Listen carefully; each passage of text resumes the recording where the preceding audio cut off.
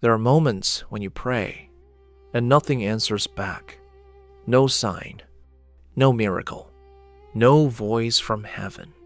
And slowly, a question forms in your heart. Is God still there? If you've ever lived through that silence, the Bible speaks directly to it, just not in the way most people expect.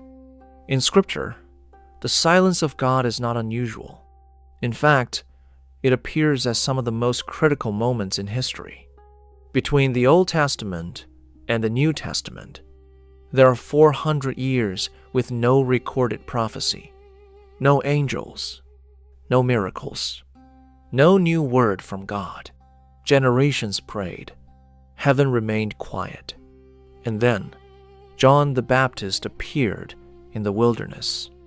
Silence was not the end of the story. It was the pause before history turned. One of the most dangerous misunderstandings in faith is this.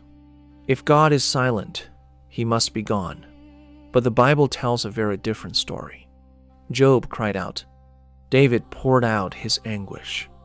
Elijah hid in despair. They all asked the same question. Where are you? And the answer was never absence, only presence without explanation. Faith is not tested by miracles. Faith is tested in silence. Even Jesus himself experienced the silence of heaven. In the Garden of Gethsemane, he prayed, "Let this cup pass from me." No immediate rescue, no thunder from the sky, only silence. And on the cross, he cried, my God, why have you forsaken me?"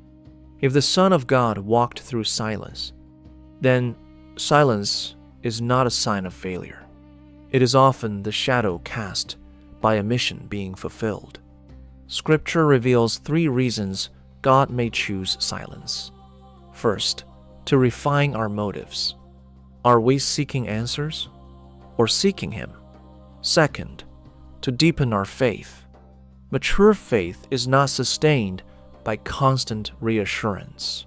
Third, to prepare something greater. Silence always precedes revelation.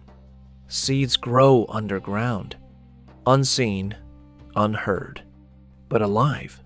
Moses spent 40 years in the wilderness before hearing God from the burning bush. Joseph waited in prison for years before his dreams were fulfilled.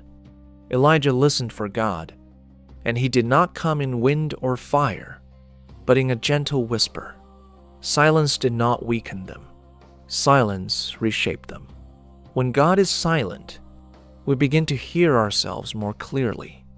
Our fear, our impatience, our misplaced expectations. Silence exposes what truly governs our hearts. That is why many people fear it.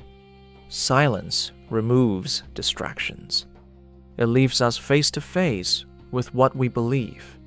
The Bible never portrays God's silence as punishment for the faithful. More often, it is a test. Will you keep walking without constant confirmation? Will you remain faithful without new promises? True faith does not require applause from heaven. Scripture does not tell us to shout louder. It does not tell us to give up. It tells us to remain. Remain in prayer. Remain in obedience. Remain in hope.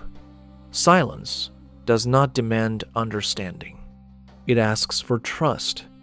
Maybe right now, you're in a quiet season. No answers. No signs. But Scripture makes one thing clear. God has never been silent forever.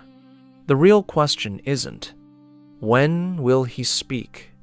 It's this. When He does, will you be ready to listen? If this message resonated with you, leave a comment saying, "I'm still waiting," not for the algorithm, but as a reminder that you are not alone in the silence. And if you want to explore the Bible with depth, honesty, and reflection, stay with this series.